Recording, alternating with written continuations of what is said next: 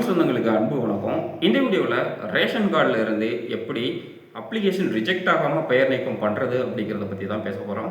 அதுக்கு என்ன மாதிரியான டாக்குமெண்ட்ஸை நீங்கள் சப்மிட் பண்ணணும், ஏன் உங்களுடைய அப்ளிகேஷன் தொடர்ந்து ரிஜெக்ட் ஆகுது அப்படிங்கிறதுக்கான ரீசன்ஸையும் இந்த வீடியோவில் நம்ம பேச போகிறோம். நம்மளுடைய சேனலில் கவர்மெண்ட்டோட ஸ்கீம் ரிலேட்டடாக தொடர்ந்து பேசிக்கிட்டு இருக்கோம். உங்களுக்கு நம்மளுடைய சேனல் யூஸ்ஃபுல்லாக இருக்கும் அப்படின்னு தோணுச்சு அப்படின்னா மறக்காமல் சப்ஸ்கிரைப் பண்ணி வச்சுக்கோங்க. யாரெல்லாம் பெயர் நீக்கம் ரெக்வஸ்ட் கொடுப்பாங்க அப்படிங்கிறத தெரிஞ்சுக்கோங்க. ஏன் அப்படின்னா அவங்களுடைய அப்ளிகேஷனோட தான் உங்களுடைய அப்ளிகேஷனும் சப்மிட் ஆக போகுது. ஃபஸ்ட்டு பார்த்தீங்க அப்படின்னா நியூவாக மேரேஜ் ஆனவங்க புது ரேஷன் கார்டை அப்ளை பண்ணணும்னு நினைக்கிறாங்க அப்படின்னா கண்டிப்பாக பெயர் நீக்கம் ரெக்வஸ்ட் கொடுப்பாங்க. ரெண்டாவது பார்த்தீங்க அப்படின்னா டிவோர்ஸ் ஆனவங்க இல்லை ஹஸ்பண்டுக்கிட்ட இருந்து செப்பரேஷனாக இருக்க போகிறவங்க கண்டிப்பாக பெயர் நீக்கம் ரெக்வஸ்ட் கொடுப்பாங்க. மூணாவது பார்த்தீங்க அப்படின்னா யாராவது இறந்துட்டாலும் பெயர் நீக்கம் ரெக்வஸ்ட் கொடுப்பாங்க. நாலாவது பார்த்தீங்க அப்படின்னா யாராவது லவ் மேரேஜ் பண்ணி வீட்டை விட்டு ஓடி போய் லவ் மேரேஜ் பண்ணியிருப்பாங்கல்ல, ஸோ அவங்களுமே பெயர் நீக்கம் ரெக்வஸ்ட் கொடுப்பாங்க. ஸோ 4 கேட்டகரி ஆஃப் பீப்புள் வந்து பெயர் நீக்கம் ரெக்வஸ்ட் வந்து ரைஸ் பண்ணுவாங்க. ஸோ இவங்களுடைய அப்ளிகேஷனுக்கு நடுவில் தான் உங்களுடைய அப்ளிகேஷன் இருக்கும். ஸோ சம் டிலே, அதாவது 7லிருந்து 15 நாளைக்குள்ளே இந்த ப்ராசஸ் நடக்கணும் அப்படின்னு கவர்மெண்ட்ஸ் தரப்புலன்னு சொல்லப்படுது. சில பேருக்கு 3 நாளையும் நடக்குது, சில பேருக்கு பார்த்தீங்க அப்படின்னா மாதக்கணக்காகியும் நடக்காமலும் இருக்குது. ஸோ அதனால் கவலைப்படக்கூடாது. அடுத்து என்ன ஸ்டெப் பண்ணணும் அப்படிங்கிற அந்த தாட் மட்டும்தான் உங்கள்கிட்ட இருக்கணுமே தவிர என்னோடய அப்ளிகேஷன் வந்து ரிஜெக்ட் ஆகுது அப்படின்னு எப்பயுமே மனம் தளரக்கூடாது. பெயர் நீக்கம் செய்கிறதுக்கு என்ன மாதிரியான சர்டிஃபிகேட் வேணும் அப்படின்னு கேட்டகரி வைஸாக பார்த்துடலாம். நீங்கள் நியூவாக மேரேஜ் ஆகியிருக்கீங்க அப்படின்னா கண்டிப்பாக உங்களுடைய ஆதார் கார்டு, அதுக்கப்புறம் பார்த்தீங்க அப்படின்னா உங்களுடைய மேரேஜ் சர்டிஃபிகேட், இல்லை அப்படின்னா உங்கள் மேரேஜுக்கான இன்விடேஷன்.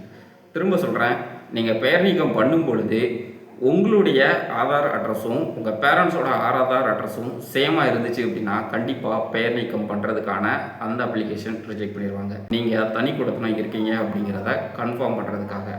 ரெண்டாவது, டிவோர்ஸ் ஆகியிருந்தீங்க அப்படின்னா நீங்கள் செப்பரேஷன் ஆனதுக்கான கோர்ட்டோட ஆர்டர், இல்லை அப்படின்னா டிவோர்ஸுக்கான அந்த டாக்குமெண்ட்ஸ் கண்டிப்பாக இருக்கணும். ரெண்டாவது உங்களுடைய ஆதார். ஸோ இது ரெண்டுமே கம்பல்சரியாக வேணும்.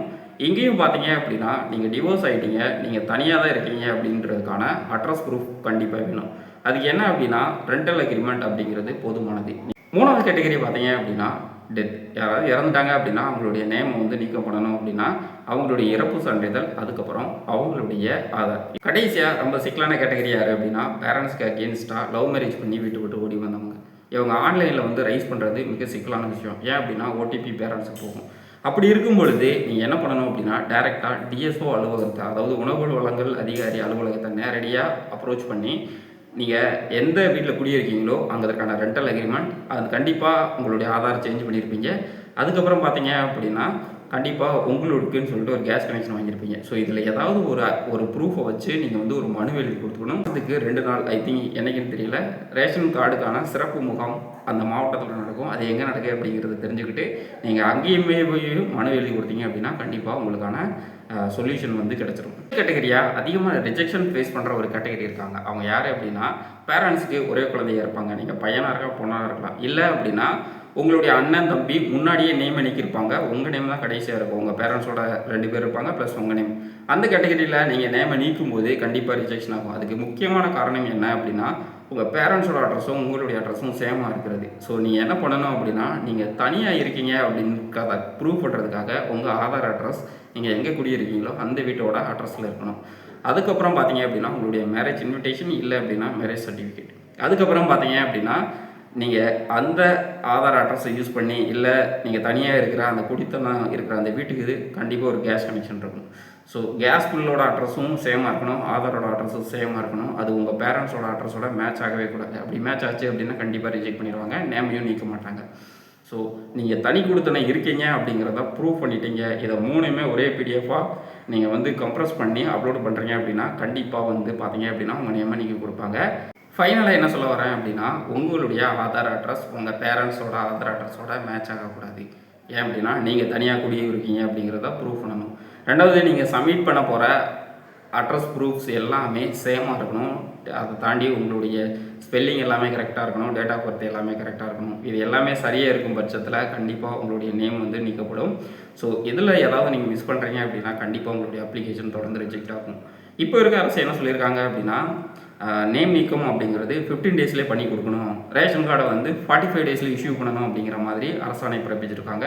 ஸோ கண்டிப்பாக உங்களுடைய நேம் வந்து நீங்கள் ஈஸியாகவே நீக்கிடலாம். நேமை நீக்கிறது ரொம்ப ஈஸியான விஷயந்தான். உங்களுடைய மொபைலே நீக்கலாம். நீங்கள் டிஎன்பிடிஎஸ் அந்த வெப்சைட்டை வந்து ரீச் பண்ணி அதுக்கப்புறம் அதில் போய் கீழே போனீங்க அப்படின்னா பெயர் நீக்கம் அப்படிங்கிற ஒரு ஆப்ஷன் இருக்கும். அதை கிளிக் பண்ணுறீங்க அப்படின்னா உங்கள் பேரண்ட்ஸோட ரேஷன் கார்டில் வந்து ஒரு ஃபோன் நம்பர் கொடுத்துருப்பீங்களா, அந்த ஃபோன் நம்பரை என்ட்ரு பண்ணுங்கள். அதை என்ட்ரு பண்ணிவிட்டு அதுக்கு ஓடிபியை சப்மிட் பண்ணுறீங்க அப்படின்னா அது ஒரு ஓடிபி வரும். அந்த ஓடிபியை ஒரு 6 டிஜிட் வரும். அந்த 6 டிஜிட் இங்கே சப்மிட் பண்ணிவிட்டு சப்மிட் கொடுத்தீங்க அப்படின்னா புதுசாக ஒரு பக்கம் ஓப்பன் ஆகும். அங்கே போனீங்க அப்படின்னா அங்கே நிறைய ஆப்ஷன் இருக்கும். பெயர் நீக்கம், பெயர் சேர்க்கம், அதுக்கப்புறம் கேஸ் கனெக்ஷன் சேஞ்ச் அந்த மாதிரி. அதில் வந்து பெயர் நீக்கம் அப்படிங்கிறத நீங்கள் கிளிக் பண்ணுறீங்க அப்படின்னா உங்களுடைய பேர் மாமாவோட பேர், அதுக்கப்புறம் உங்கள் பேரண்ட்ஸோட பேர் இருக்கும். ஸோ அதில் உங்கள் பேரை டிக் பண்ணி கீழே ரீசன் கேட்கும்பொழுது தயவு செஞ்சு திருமணம் ஆகிவிட்டது அப்படிங்கிறத கொடுங்க. அதில் 3 ஆப்ஷன் இருக்கும். திருமணம் ஆகிருச்சு, செப்பரேஷன், இறப்புன்னு சொல்லிட்டு. நிறைய பேர் என்ன பண்ணுவாங்க அப்படின்னா இதை புரிஞ்சிக்காமல் இறப்புன்னு நீங்கள் வந்துட்டு சப்மிட் பண்ணிட்டீங்க அப்படின்னா எந்த காலத்துலேயும் நீங்கள் வந்து புது ரேஷன் கார்டு வாங்கிக்கிறவே முடியாது. ஏன் அப்படின்னா கவர்மெண்ட்டோட டேட்டாவில் என்ன காட்டும் அப்படின்னா நீங்கள் செத்துட்டீங்க அப்படிங்கிறத காட்டும். ஸோ அப்படி இருக்கும்போது நீங்கள் வந்து ரேஷன் கார்டு வாங்கவே முடியாது. ஸோ நீங்கள் ஒரு என்ன ரீசன் என்ட்ரு பண்ணுறீங்க அப்படிங்கிறது ரொம்ப முக்கியம்.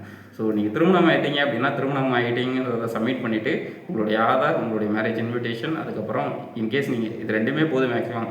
ஸோ இது ரெண்டையுமே ஒரே பிடிஎஃபாக சப்மிட் பண்ணி உள்ளே அப்லோட் பண்ணும்பொழுது ஒரு எம்பியில் நீங்கள் அப்லோட் பண்ணுறீங்க அப்படின்னா அப்லோட் பண்ணி சப்மிட் கொடுத்துருங்க. உங்களுக்கு ஒரு ரெஃபரன்ஸ் நம்பர் வரும். அந்த ரெஃபரன்ஸ் நம்பரை நீங்கள் ஃபியூச்சரில் வந்து என்ன ஸ்டேஜில் இருக்குது அப்படிங்கிறத தெரிஞ்சுக்கிறதுக்கு யூஸ். இந்த வீடியோ கண்டிப்பாக உங்களுக்கு வந்து ஒரு யூஸ்ஃபுல்லான வீடியோவாக இருக்கும் அப்படின்னு நான் நம்புகிறேன். நம்மளுடைய சேனலில் அரசு ஸ்கீம் தொடர்பாக நிறைய வீடியோக்களை தொடர்ந்து அப்லோட் பண்ணிக்கிட்டு இருக்கோம். என்ன டவுட் இருந்தாலும் நீங்கள் கமெண்டில் கேட்கலாம். இந்த வீடியோ உங்களுக்கு ரியலாகவே பிடிச்சிருந்துச்சி அப்படின்னா லைக் பண்ணிக்கோங்க. சேனல் வந்து ஒரு யூஸ்ஃபுல்லான சேனல். இது வந்து மற்றவங்களுக்கு வந்து ஒரு அவேர்னஸ் க்ரியேட் பண்ணும் அப்படின்னு நினச்சிங்க அப்படின்னா சப்ஸ்கிரைப் பண்ணி வச்சுக்கிட்டு அவங்களுக்கும் நம்மளுடைய சேனலில் வந்து ஷேர் பண்ணுங்கள்.